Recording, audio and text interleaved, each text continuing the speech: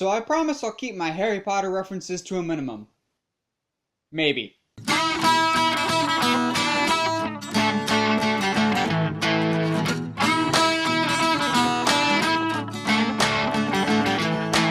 Hey movie fans, so I just saw the live action remake, reimagining of Beauty and the Beast. Now, Beauty and the Beast, the original, was not one of my favorites growing up. I mean, I liked it because, what kid growing up didn't love Disney movies? But it wasn't one of my favorites. I was always more of a Toy Story and Lion King fan. However, from the get-go when it came to the trailers and everything to get me excited for this, I was ready to go. I loved all the promotional material. I was so ready to see this movie. Just saw it. What did I think? There's some goods and some bads, and it all depends on your personal preference. So first of all, we got the good. The cast in this is phenomenal. Emma Watson is a fantastic Belle. The great thing about this is I thought going into it that I was going to be thinking, you're Hermione, you're Hermione, you're Hermione.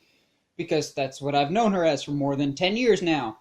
Thankfully, that is not the case. I see her as Belle throughout this, and it's really, really nice to see them be like, okay, you're able to shake off this image that I've had of you for so long. And then coupled with that is Dan Stevens' performance as the Beast. I love the Beast in this. Like, he's got a perfect voice. The art design on him was excellent. Like, the computer imagery on this, like, the CGI looks amazing on Beast. He looks fantastic.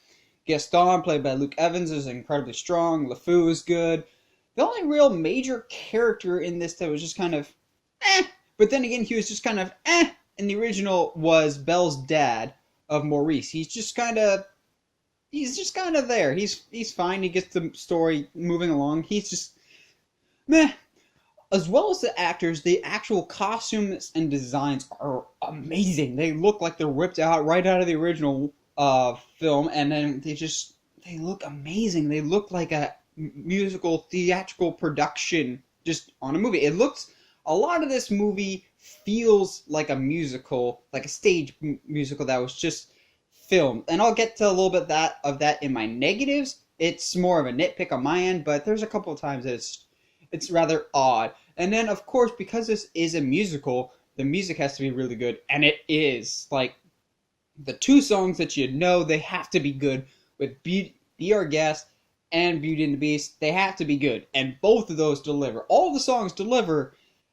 However, not all of them need to be there. And that kind of segues me into my negatives of there's quite a few songs and scenes that don't really need to be there. So the original film is an hour and a half. This film is a little over 2 hours. So I get that you need to add more stuff to kind of fill that time. Some of the stuff that they add in this doesn't feel really needed, or doesn't feel like the story particularly needs it to keep going, or doesn't feel like it's adding more depth to the story. Like, 2 or 3 characters in this get more backstory, but it doesn't really feel like that. It just feels like filler. There's a whole opening scene that they did it better in the animated version of, got it right to the point, and just kind of went from there.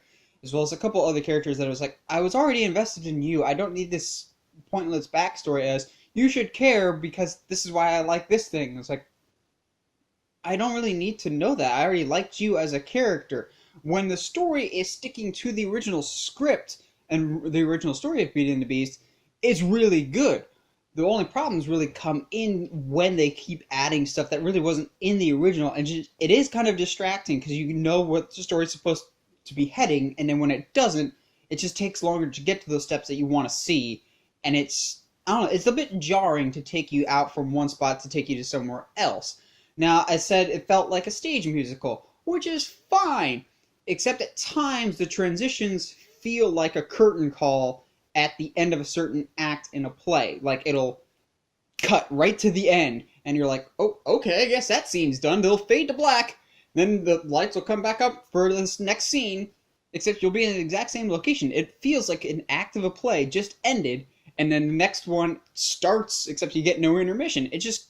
Some of the transitions were a bit odd, of scene to scene to scene, and it's literally not like Star Wars wipe kind of awkward transition, but it was still kind of bizarre. But for all the problems that this movie has at times with its pointless additions and weird tangents, It all gets remedied to me in the final third. That's really when it just sticks to the original source material. It connects from the Beauty and the Beast song number when they're dancing in the ballroom to the end. It's what the movie should be throughout. Like, I was getting a little frustrated with some of the detours along the way in the story. However, when we got to the Beauty and the Beast dancing scene, you all just sink back in your chair. You're like, this is what I know. This is good. And that scene is beautiful and breathtaking. Music is perfect. The cinematography is gorgeous. It just looks amazing. And then the final fight scene is entertaining. It's comedic. It's everything that the original was. So, Beauty and the Beast is a mixed bag. However, I will say that if you like the original, you will like this one. It's just a matter of, will you like the new stuff that they're trying to throw into it to try and make it more of a well-rounded story. For me personally, some of it worked and some of it didn't. However, I like the overall story of the movie. It was basically just Beauty and the Beast in a live-action form. And if that's really what you want, then awesome. You'll really enjoy it. As a whole, I'll give Beauty and the Beast a 7 out of 10 for its great music, great characters, great performances, all around with that stuff. But the additional scenes and backstories kind of made it a little bit tricky to get fully behind at times. But the final third act of the film kind of redeemed it and made it pretty entertaining.